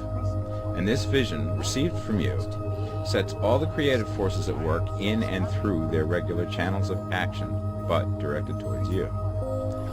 It is not your part to guide or supervise the creative process. All you have to do with that is to retain your vision, stick to your purpose, and maintain your faith and gratitude. But you must act in a certain way.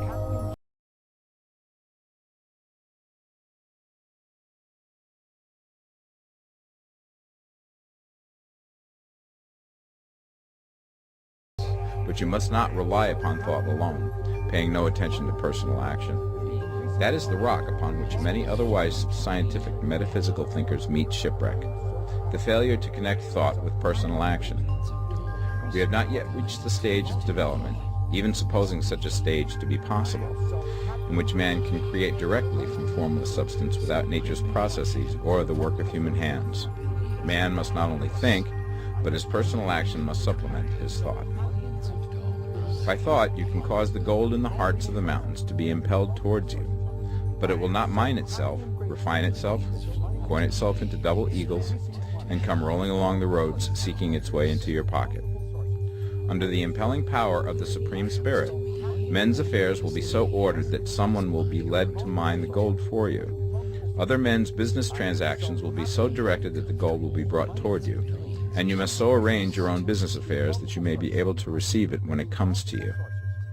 Your thought makes all things, animate and inanimate, work to bring you what you want, but your personal activity must be such that you can rightly receive what you want when it reaches you.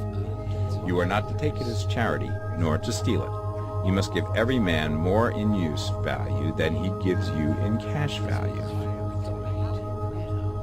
The scientific use of thought consists in forming a clear and distinct mental image of what you want, in holding fast to the purpose to get what you want, and in realizing with grateful faith that you do get what you want. Do not try to project your thought in any mysterious or occult way, with the idea of having it go out and do things for you. That is a wasted effort and will weaken your power to think with sanity. The action of thought in getting rich is fully explained in the preceding chapters. Your faith and purpose positively impress your vision upon formless substance, which has the same desire for more life that you have. And this vision, received from you, sets all the creative forces at work in and through their regular channels of action, but directed towards you. It is not your part to guide or supervise the creative process. All you have to do with that is to retain your vision, stick to your purpose, and maintain your faith and gratitude. But you must act in a certain way, so that you can appropriate what is yours when it comes to you, so that you can meet the things you have in your picture and put them in their proper places as they arrive. You can really see the truth of this. When things reach you, they will be in the hands of other men, who will ask an equivalent for them. And you can only get what is yours by giving the other man what is his. Your pocketbook is not going to be transformed into a Fortunato's purse, which shall be always full of money without effort on your part. This is the crucial point in the science of getting rich, right here, where thought and personal action must be combined. There are very many people who, consciously or unconsciously, set the creative forces in action by the strength and persistence of their desires, but who remain poor because they do not provide for the reception of the thing they want when it comes. By thought, the thing you want is brought to you. By action, you receive it. Whatever your action is to be, it is evident that you must act now. You cannot act in the past, and it is essential to the clearness of your mental vision that you dismiss the past from your mind. You cannot act in the future, for the future is not here yet. And you cannot tell how you will want to act in any future contingency until that contingency has arrived. Because you are not in the right business or the right environment now, Do not think that you must postpone action until you get into the right business or environment. And do not spend time in the present taking thought as to the best course in possible future emergencies. Have faith in your ability to meet any emergency when it arrives. If you act in the present with your mind on the future, your present action will be with a divided mind and will not be effective. Put your whole mind into present action. Do not give your creative impulse to original substance, and then sit down and wait for results. If you do, you will never get them. Act now. There is never any time but now, and there never will be any time but now. If you are ever to begin to make ready for the reception of what you want, you must begin now. And your action, whatever it is, must most likely be in your present business or employment, and must be upon the persons and things in your present environment. You cannot act where you are not, you cannot act where you have been, and you cannot act where you are going to be. You can act only where you are. Do not bother as to whether yesterday's work was well done or ill done. Do today's work well. Do not try to do tomorrow's work now. There will be plenty of time to do that when you get to it. Do not try, by occult or mystical means, to act on people or things that are out of your reach. Do not wait for a change of environment. Before you act, get a change of environment by action. You can so act upon the environment in which you are now as to cause yourself to be transferred to a better environment. Hold with faith and purpose the vision of yourself in the better environment, but act upon your present environment with all your heart and with all your strength and with all your mind. Do not spend any time in daydreaming or castle building. Hold to the one vision of what you want and act now. Do not cast about seeking some new thing to do, or some strange, unusual, or remarkable action to perform as a first step towards getting rich. It is probable that your actions, at least for some time to come, will be those you have been performing for some time past, but you are to begin now to perform these actions in a certain way, which will surely make you rich. If you are engaged in some business and feel that it is not the right one for you, do not wait until you get into the right business before you begin to act. Do not feel discouraged or sit down and lament because you are misplaced. No man was ever so misplaced that he could not find the right place, and no man ever became so involved in the wrong business but that he could get into the right business. Hold the vision of yourself in the right business, with the purpose to get into it, and the faith that you will get into it, and are getting into it, but act in your present business. Use your present business as the means of getting a better one, and use your present environment as the means of getting into a better one. Your vision of the right business, if held with faith and purpose, will cause the Supreme to move the right business towards you, and your action, if performed in a certain way, will cause you to move towards the business. If you are an employee or a wage earner, and feel that you must change places in order to get what you want, do not project your thought into space and rely upon it to get you another job. It will probably fail to do so. Hold the vision of yourself in the job you want, while you act with faith and purpose on the job you have, and you will certainly get the job you want. Your vision and faith will set the creative force in motion to bring it toward you, and your action will cause the forces in your own environment to move you toward the place you want. In closing this chapter, we will add another statement to our syllabus. There is a thinking stuff from which all things are made, and which, in its original state, permeates, penetrates, and fills the interspaces of the universe. A thought in this substance produces the thing that is imaged by the thought. Man can form things in his thought, and by impressing his thought upon formless substance, can cause the thing he thinks about to be created. In order to do this, man must pass from the competitive to the creative mind. He must form a clear mental picture of the thing he wants, and hold this picture in his thoughts with the fixed purpose to get what he wants, and the unwavering faith that he does get what he wants, closing his mind to all that may tend to shake his purpose, dim his vision, or quench his faith. That he may receive what he wants when it comes, man must act now upon the people and things in his present environment. Chapter 12. Efficient Action. You must use your thought as directed in previous chapters, and begin to do what you can do where you are, and you must do all that you can do where you are. You can advance only by being larger than your present place, and no man is larger than his present place who leaves undone any of the work pertaining to that place. The world is advanced only by those who more than fill their present places. If no man quite filled his present place, you can see that there must be a going backward in everything. Those who do not quite fill their present places are dead weight upon society, government, commerce, and industry. They must be carried along by others at a great expense. The progress of the world is retarded only by those who do not fill the places they are holding. They belong to a former age and a lower stage or plane of life, and their tendency is towards degeneration. No society could advance if every man was smaller than his place. Social evolution is guided by the law of physical and mental evolution. In the animal world, evolution is caused by excess of life.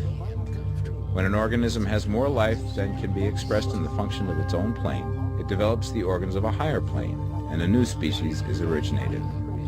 There never would have been new species had there not been organisms which more than filled their places.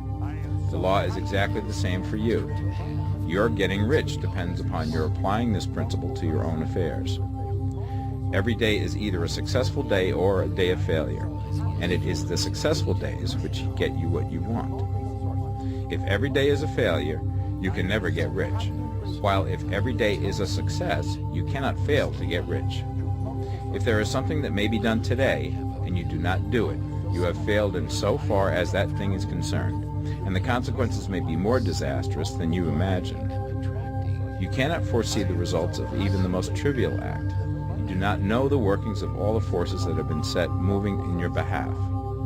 Much may be depending on your doing some simple act. It may be the very thing which is to open the door of opportunity to very great possibilities. You can never know all the combinations which supreme intelligence is making for you in the world of things and of human affairs.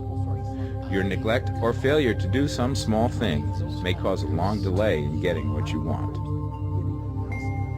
Do, every day, all that can be done that day.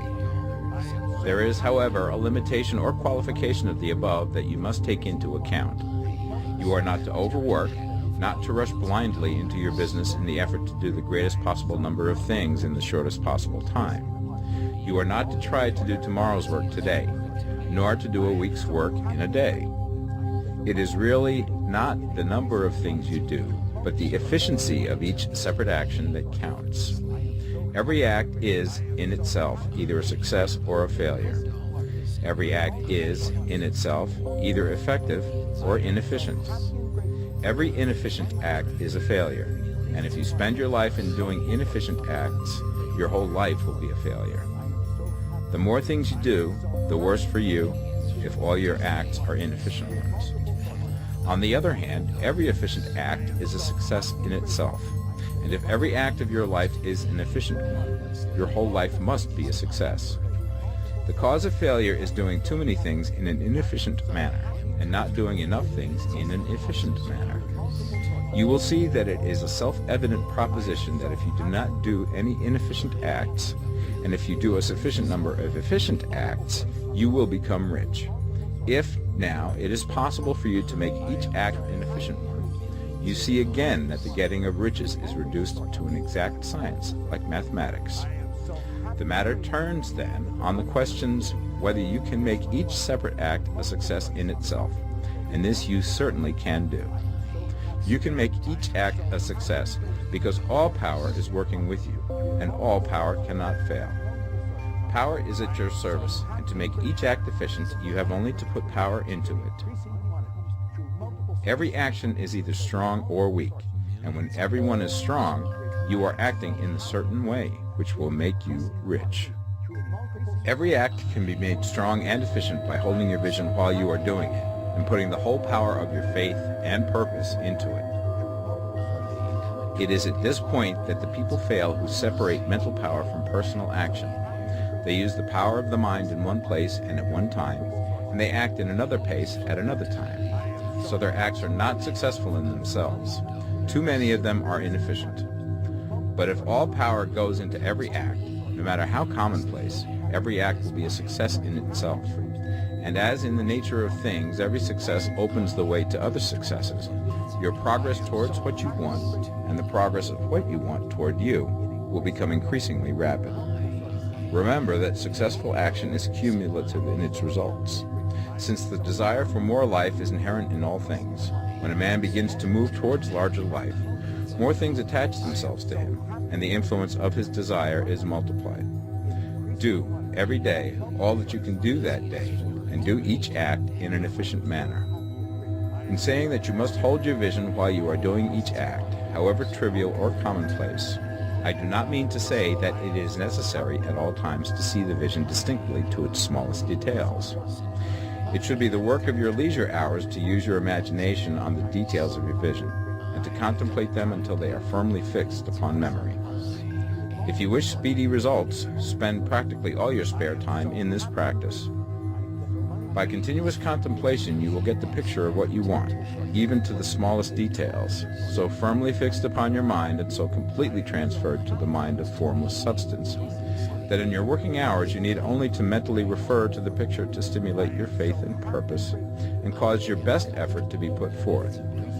Contemplate your picture in your leisure hours until your consciousness is so full of it that you can grasp it instantly. You will become so enthused with its bright promises that the mere thought of it will call forth the strongest energies of your whole being. Let us again repeat our syllabus, and by slightly changing the closing statements, bring it to the point we have now reached. There is a thinking stuff from which all things are made, and which, in its original state, permeates, penetrates, and fills the interspaces of the universe. A thought in this substance produces the thing that is imaged by the thought. Man can form things in his thought, and, by impressing his thought upon formless substance, can cause the thing he thinks about to be created.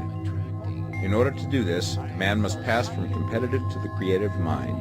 He must form a clear mental picture of the thing he wants, and do, with faith and purpose, all that can be done each day, doing each separate thing in an efficient manner. Chapter 13. Getting into the right business. Success in any particular business depends for one thing upon your possessing in a well-developed state the faculties required in that business. Without good musical faculty, no one can succeed as a teacher of music. Without well-developed mechanical faculties, no one can achieve great success in any of the mechanical trades. Without tact and the commercial faculties, no one can succeed in the mercantile pursuits. But to possess in a well-developed state the faculties required in your particular vocation does not ensure getting rich. There are musicians who have remarkable talent and who yet remain poor.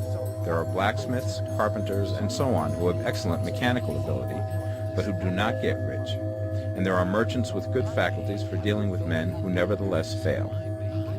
The different faculties are tools. It is essential to have good tools, but it is also essential that the tools should be used in the right way. One man can take a sharp saw, a square, a good plane, and so on, and build a handsome article of furniture. Another man can take the same tools and set to work to duplicate the article, but his production will be a botch.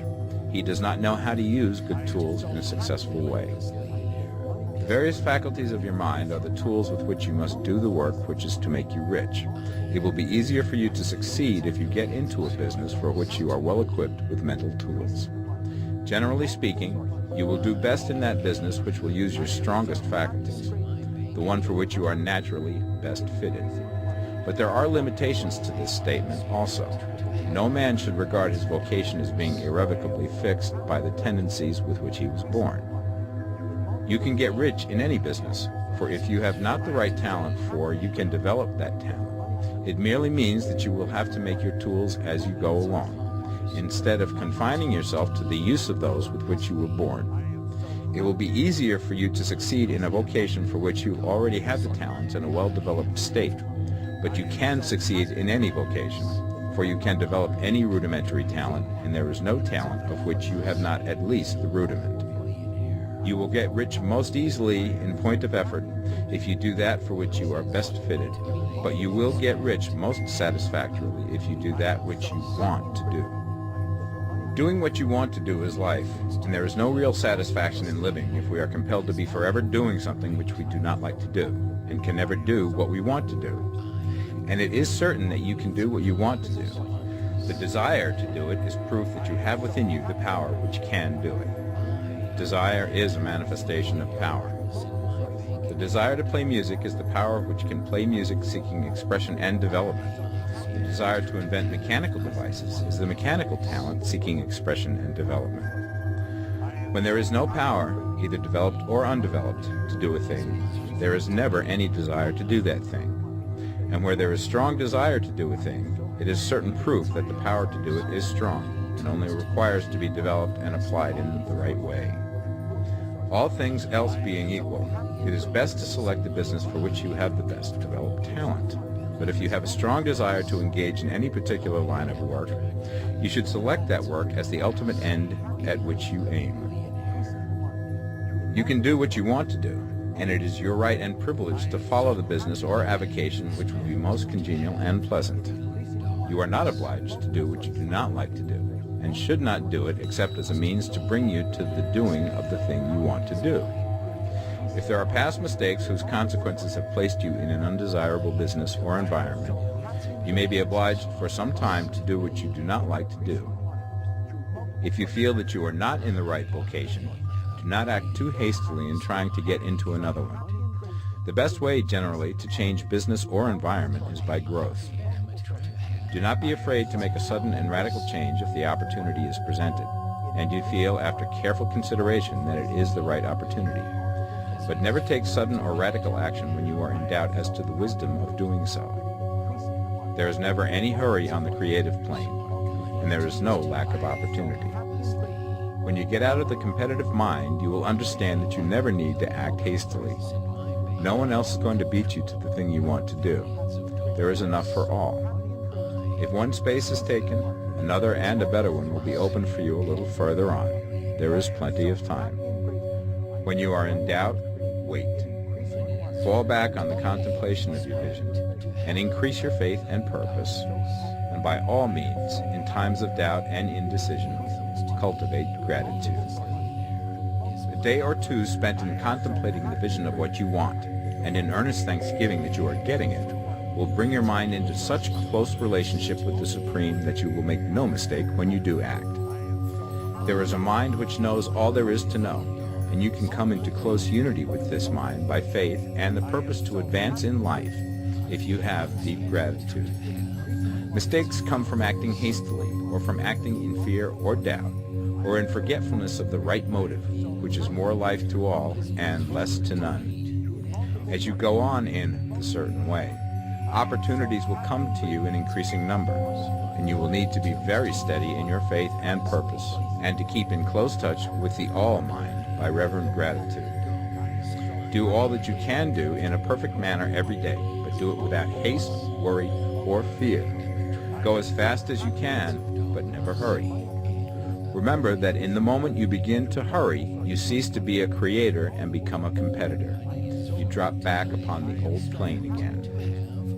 Whenever you find yourself hurrying, call a halt. Fix your attention on the mental image of the thing you want and begin to give thanks that you are getting it. The exercise of gratitude will never fail to strengthen your faith and renew your purpose. Chapter 14. The Impression of Increase. Whether you change your vocation or not, your actions for the present must be those pertaining to the business in which you are now engaged. You can get into the business you want by making constructive use of the business you are already established in, by doing your daily work in a certain way. And insofar as your business consists in dealing with other men, whether personally or by letter, the key thought of all your efforts must be to convey to their minds the impression of increase. Increase is what all men and women are seeking. It is the urge of the formless intelligence within them, seeking fuller expression. The desire for increase is inherent in all nature. It is the fundamental impulse of the universe. All human activities are based on the desire for increase. People are seeking more food, more clothes, better shelter, more luxury, more beauty, more knowledge, more pleasure. Increase in something, more life. Every living thing is under this necessity for continuous advancement. Where increase of life ceases, dissolution and death set in at once. Man instinctively knows this, and hence he is forever seeking more. This law of perpetual increase is set forth by Jesus in the parable of the talents. Only those who gain more retain any. From him who hath not shall be taken away even that which he hath. The normal desire for increased wealth is not an evil or reprehensible thing. It is simply the desire for more abundant life. It is aspiration. And because it is the deepest instinct of their natures, all men and women are attracted to him who can give them more of the means of life. In following the certain way, you are getting continuous increase for yourself, and you are giving it to all with whom you deal. You are a creative center from which increase is given off to all. Be sure of this, and convey assurance of the fact to every man, woman, and child with whom you come in contact. No matter how small the transaction, even if it be only the selling of a stick of candy to a little child, put into it the thought of increase, and make sure that the customer is impressed with the thought. Convey the impression of advancement with everything you do, so that all people shall receive the impression that you are an advancing man, and that you advance all who deal with you. Even to the people whom you meet in a social way, without any thought of business, and to whom you do not try to sell anything, give the thought of increase. You can convey this impression by holding the unshakable faith that you, yourself, are in the way of increase, and by letting this faith inspire, fill, and permeate every action. Do everything that you do in the firm conviction that you are an advancing personality, and that you are giving advancement to everybody. Feel that you are getting rich, and that in doing so you are making others rich, and conferring benefits to all. Do not boast or brag of your success, or talk about it unnecessarily. True faith is never boastful. Wherever you find a boastful person, you find one who is secretly doubtful and afraid. Simply feel the faith, and let it work out in every transaction. Let every act and tone and look express the quiet assurance that you are getting rich, that you are already rich. Words will not be necessary to communicate this feeling to others. They will feel the sense of increase when in your presence and will be attracted to you again. You must so impress others that they will feel that in associating with you they will get increase for themselves. See that you give them a use value greater than the cash value you are taking from them. Take an honest pride in doing this, and let everybody know it, and you will have no lack of customers. People will go where they are given increase, and the Supreme, which desires increase in all, and which knows all, will move towards you men and women who have never heard of you. Your business will increase rapidly, and you will be surprised at the unexpected benefits which will come to you. You will be able from day to day to make larger combinations, secure greater advantages, and to go on into a more congenial vocation if you desire to do so. You must never lose sight of your vision of what you want, or your faith and purpose to get what you want. Let me here give you another word of caution in regards to motives. Beware of the insidious temptation to seek for power over other men. Nothing is so pleasant to the unformed or partially developed mind as the exercise of power or dominion over others. The desire to rule for selfish gratification has been the curse of the world.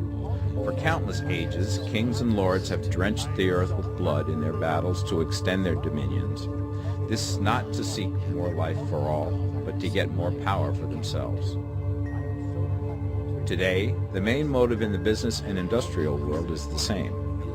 Men marshal their armies of dollars and lay waste the lives and hearts of millions in the same mad scramble for power over others. Commercial kings, like political kings, are inspired by the lust for power.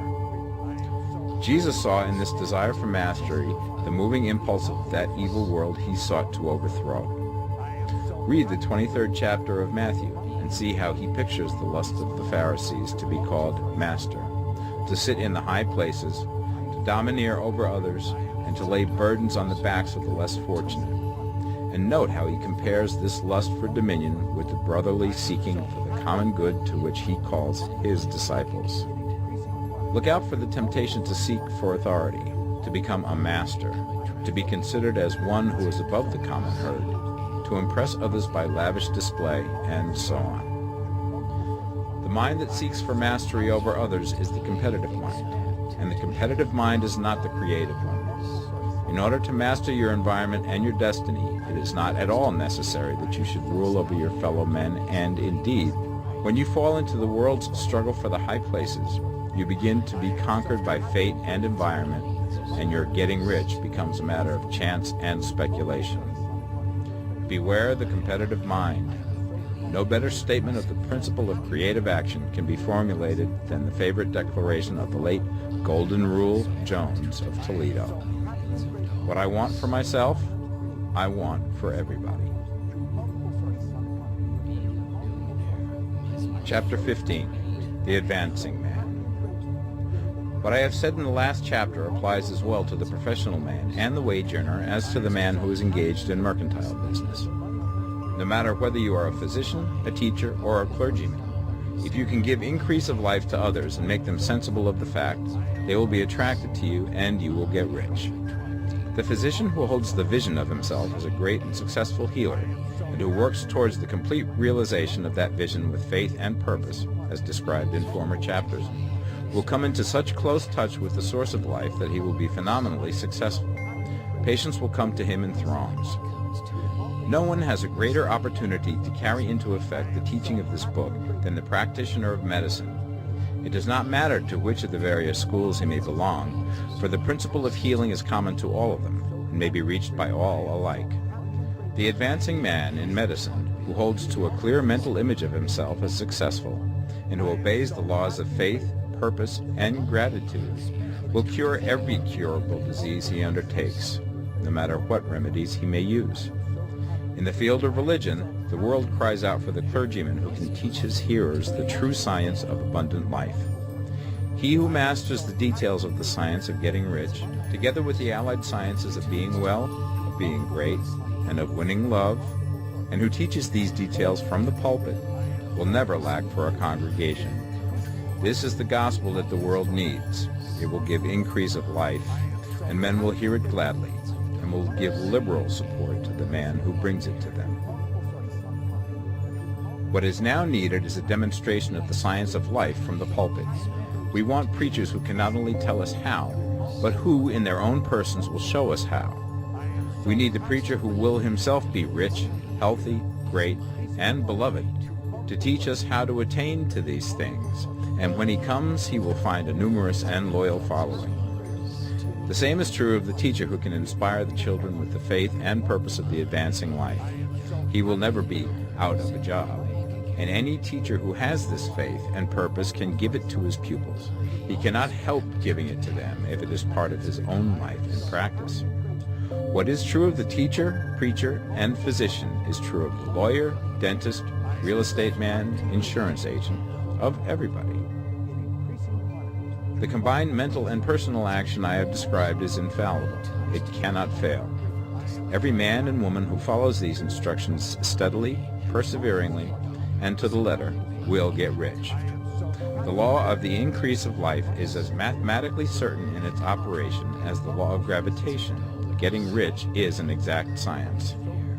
The wage earner will find this as true of his case as of any others mentioned. Do not feel that you have no chance to get rich because you are working where there is no visible opportunity for advancement, where wages are small and the cost of living high. Form your clear mental vision of what you want and begin to act with faith and purpose. Do the work that you can do every day and do each piece of work in a perfectly successful manner. Put the power of success and the purpose to get rich into everything that you do. But do not do this merely with the idea of currying favor with your employer in the hopes that he or those above you will see your good work and advance you. It is not likely that they will do so. The man who is merely a good workman, filling his place to the very best of his ability, and satisfied with that, is valuable to his employer, and it is not to the employer's interest to promote him. He is worth more where he is. To secure advancement, something more is necessary than to be too large for your place. The man who is certain to advance is the one who is too big for his place, and who has a clear concept of what he wants to be, who knows that he can become what he wants to be, and who is determined to be what he wants to be. Do not try to more than fill your present place with a view to pleasing your employer. Do it with the idea of advancing yourself. Hold the faith and purpose of increase during work hours, after work hours, and before work hours. Hold it in such a way that every person who comes in contact with you, whether foreman, fellow workman, or social acquaintance, will feel the power of purpose radiating from you, so that everyone will get the sense of advancement and increase from you. Men will be attracted to you, and if there is no possibility for advancement in your present job, you will very soon see an opportunity to take another job. There is a power which never fails to present opportunity to the advancing man who is moving in obedience to law. God cannot help helping you if you act in a certain way. He must do so in order to help himself. There is nothing in your circumstances or in the industrial situation that can keep you down. If you cannot get rich working for the Steel Trust, you can get rich on a 10-acre farm. And if you begin to move in a certain way, you will certainly escape from the clutches of the Steel Trust and get on to the farm or wherever else you wish to be. If a few thousands of its employees would enter upon the certain way, the Steel Trust would soon be in a bad plight. It would have to give its working men more opportunity or go out of business. Nobody has to work for a trust. The trusts can keep men in so-called hopeless conditions only so long as there are men who are too ignorant to know of the science of getting rich, or too intellectually slothful to practice it. Begin this way of thinking and acting, and your faith and purpose will make you quick to see any opportunity to better your condition.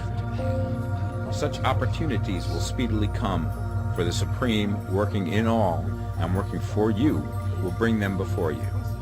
Do not wait for an opportunity to be all that you want to be. When an opportunity to be more than you are now is presented, and you feel impelled toward it, take it. It will be the first step towards a greater opportunity.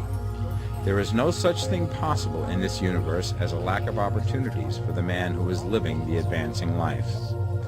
It is inherent in the constitution of the cosmos that all things shall be for him and work together for his good, and he must certainly get rich if he acts and thinks in a certain way. So let wage-earning men and women study this book with great care, and enter with confidence upon the course of action it prescribes. It will not fail. Chapter 16. Some cautions and concluding observations. Many people will scoff at the idea that there is an exact science of getting rich.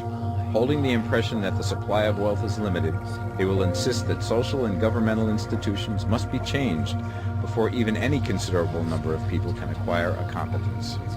But this is not true.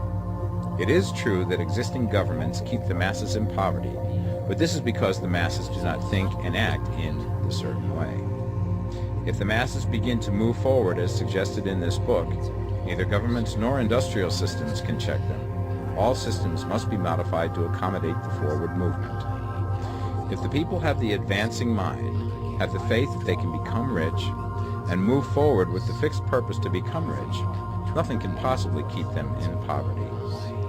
Individuals may enter upon the certain way at any time and under any government, and may make themselves rich. And when any considerable number of individuals do so under any government, they will cause the system to be so modified as to open the way for others. The more men who get rich on the competitive plane, the worse for others. The more who get rich on the creative plane, the better for others. The economic salvation of the masses can only be accomplished by getting a large number of people to practice the scientific method set down in this book and become rich. These will show others the way and inspire them with a desire for real life, with the faith it can be attained, and with the purpose to attain it. For the present, however, it is enough to know that neither the government under which you live nor the capitalistic or competitive system of industry can keep you from getting rich. When you enter upon the creative plane of thought, you will rise above all these things and become a citizen of another kingdom. But remember that your thought must be held upon the creative plane. You are never for an instant to be betrayed into regarding the supply as limited, or into acting on the moral level of competition. Whenever you do fall into old ways of thought, correct yourself instantly, for when you are in the competitive mind, you have lost the cooperation of the mind of the whole. Do not spend any time in planning as to how you will meet possible emergencies in the future, except as the necessary policies may affect your actions today. You are concerned with doing today's work in a perfectly successful manner, and not with emergencies which may arise tomorrow. You can attend to them as they come. Do not concern yourself with questions as to how you shall surmount obstacles which may loom upon your business horizon, unless you can see plainly that your course must be altered today in order to avoid them. No matter how tremendous an obstruction may appear at a distance, you will find that if you go on in a certain way, it will disappear as you approach it, or that a way over, through, or around it will appear. No possible combination of circumstances can defeat a man or woman who is proceeding to get rich along strictly scientific lines. No man or woman who obeys the law can fail to get rich, any more than one can multiply 2 by 2 and fail to get 4. Give no anxious thought to possible disasters, obstacles, panics, or unfavorable combinations of circumstances. It is time enough to meet such things when they present themselves before you in the immediate present, and you will find that every difficulty carries with it the wherewithal for its overcoming. Guard your speech. Never speak of yourself, your affairs, or of anything else in a discouraged or discouraging way. Never admit the possibility of failure, or speak in a way that infers failure as a possibility. Never speak of times as being hard, or of business conditions as being doubtful. Times may be hard and business doubtful for those who are on the competitive plane, but they can never be so for you. You can create what you want, and you are above fear. When others are having hard times and poor business, you will find your greatest opportunities. Train yourself to think of and to look upon the world as a something which is becoming, which is growing, and to regard seeming evil as being only that which is undeveloped. Always speak in terms of advancement. To do otherwise is to deny your faith, and to deny your faith is to lose it. Never allow yourself to feel disappointed. You may expect to have a certain thing at a certain time, and not get it at that time, and this will appear to you like failure. But if you hold to your faith, you will find that the failure is only apparent. Go on in a certain way, and if you do not receive that thing, you will receive something so much better that you will see that the seeming failure was really a great success. A student of this science had set his mind on making a certain business combination which seemed to him at the time to be very desirable, and he worked for some weeks to bring it about. When the crucial time came, the thing failed in a perfectly inexplicable way. It was as if some unseen influence had been working secretly against him. He was not disappointed. On the contrary, he thanked God that his desire had been overruled, and went steadily on with a grateful mind. In a few weeks, an opportunity so much better came his way that he would not have made the first deal on any account, and he saw that a mind which knew more than he knew had prevented him from losing the greater good by entangling himself with the lesser.